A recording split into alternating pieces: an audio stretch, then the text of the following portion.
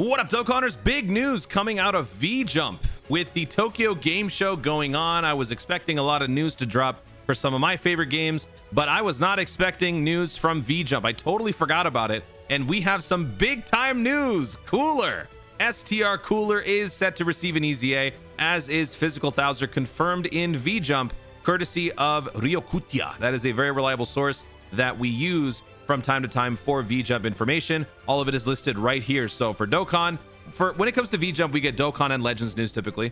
So we're looking at the Dokkan portion, obviously. So we got the Cooler, Thouser, Cooler Squadron. Then we've got the Extreme Z area for Kura. We've got a joint campaign mission for the defeating of the Big Yeti Star, and another stage for the Saiyan Spirit Strongest Pride. Translation's weird. It's basically the new event where you fight against the Meta Coolers and the Super Saiyan Goku Vegeta. I'll be dropping videos on those later on today. So that is also going to be receiving a new stage. So basically, this is all hints for part 3. So STR Cooler will be joining us in part 3. Physical Thouser will be joining in part 3. No word yet on the free-to-play Meta Cooler army. Hopefully, we will get more information on that kind of stuff later on. It's not like everything has to be revealed right here. But that is all that we need, because this is something that a lot of people have been waiting on. They've been hoping for. They've been seeing parts 1 and 2. They've been like, okay, all right, Cooler's got to be receiving that EZA, right? Well, now it's happening. So we're just going to quickly go through these two units. Let's just quickly discuss and maybe speculate just briefly what these two EZAs could look like. I'm not going to spend too much time. I'm going to leave that to you guys in the comment section. I don't want this video to be too long. So for the Physical Thouser, by the way, we knew this was happening even well before this, because of the fact that this unit is listed on the Carnival coin shop for 200 coins. One of the biggest scams I've ever seen. Don't ever spend for those units on the Carnival coin shop. First of all, you probably can't even afford it. But if you could, spending 200 coins on these units would just be a complete joke. We've got the Tech Final Form Cooler, Physical Thouser, and the Physical Super Saiyan Goku. 2 of them have EZAs. One had one going in, one received it in the middle of the celebration, and then this guy's going to be receiving it during part 3. So we kind of knew this was going to be happening. So this guy will probably jump up to a 130% Terrifying Conqueror's lead, I would imagine. I don't foresee him going further than that. Maybe he'll develop a sub-lead, physical sub-lead. For the super attack, I would like him to raise defense for 1 turn, cause supreme damage, and lower attack and defense. Raising defense while lowering enemies' attack is a nice combination, tantamount to like a simulated damage reduction on something like Super Battle Road. And I think that's going to be where this unit is mainly going to be usable. Attack and defense plus 30%, maybe bumped it up to 35 per terrifying conquering ally on the team. Launches 2 additional attacks, each of which has a rare chance of becoming a super attack. Let's change that to medium. I don't think that's too bad. Making a medium chance to perform a super attack. So multiple times you could launch multiple supers, raising your defense all the while, also lowering the enemy's attack. That is going to make for a very nice combination again on Super Battle Road. Now, this unit, kind of like the Zarbon Dodoria, is meant to be run alongside Cooler, or at least having him on the team.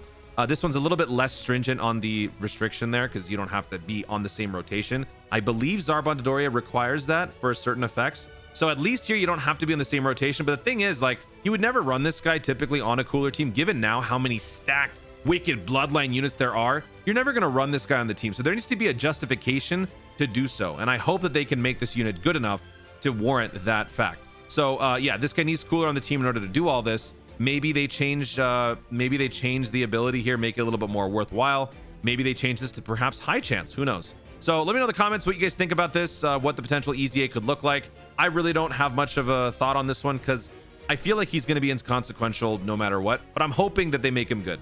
And of course, STR Kura. For this one, this guy is fantastic offensively. This guy's fantastic in terms of support. All he's really missing is defense. So I hope that this guy's defense is what's mainly amplified during this EZA. Of course, he'll become a full-on 170% lead for Terrifying Conqueror's transformation boost. Of course, that leader skill is kind of obsolete right now, but it's still going to be usable for a lot of players who may not necessarily be able to pull the LR Cooler. This guy's also pretty much interchangeable with that Cooler. So if you don't have that one, you can run this guy as your lead, run the LR STR Cooler as your friend unit, and that still works out just fine.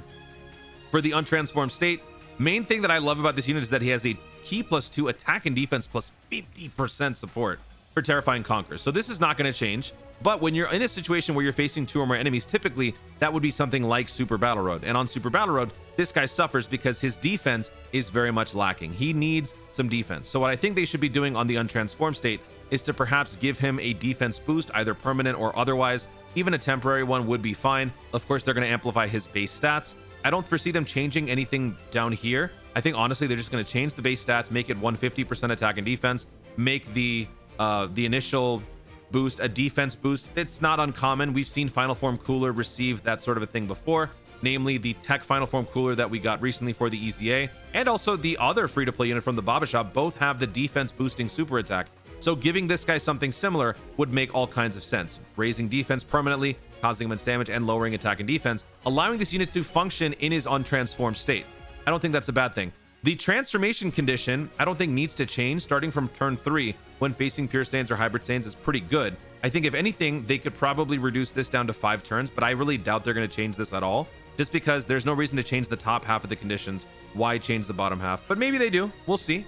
If they do, they'll drop it down to 5%, or 5%, 5th turn. And then going on to the Transform Cooler, this guy, give him attack and defense, cause supreme damage, greatly lower defense, that's all fine. They'll probably make his stat line base attack and defense 200%, launch additional attack that has a high chance of becoming a super attack.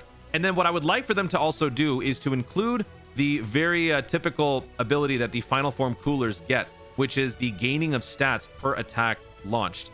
Like the STR LR Cooler can gain up to 10 times stacking with each attack performed, attack and defense plus 10%. The physical EZA Cooler gained 8% attack and defense per each attack performed, up to 10 times. So if they were to do something similar for the STR Cooler, I think that would be a very nice thing. Maybe attack and defense plus 5%, maybe make it 10%. I don't know, that might be a little bit much. That might be borderline ridiculous. Maybe 5%, I think that would do. Attack and defense plus 5%, up to attack and defense plus 50 total with each attack launched. That way you can launch multiple attacks, either super or regular, and you can still get more powerful along the way, all the while giving him an attack and defense boost. I hope they do that. This guy didn't get the attack and defense boost on the initial portion of his super attack.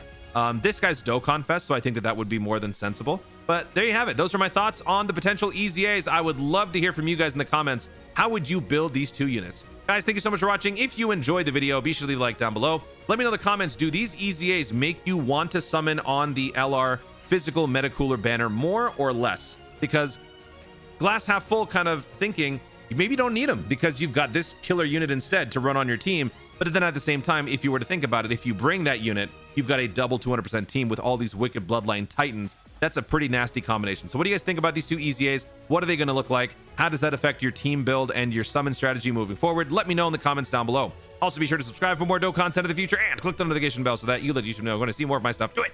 Thanks again. Stay tuned and always remember to Dokkan responsibly. Hold on. Let me just do one thing. You're the first and soon to be the last to witness my ultimate transformation. Well then, ready to kneel?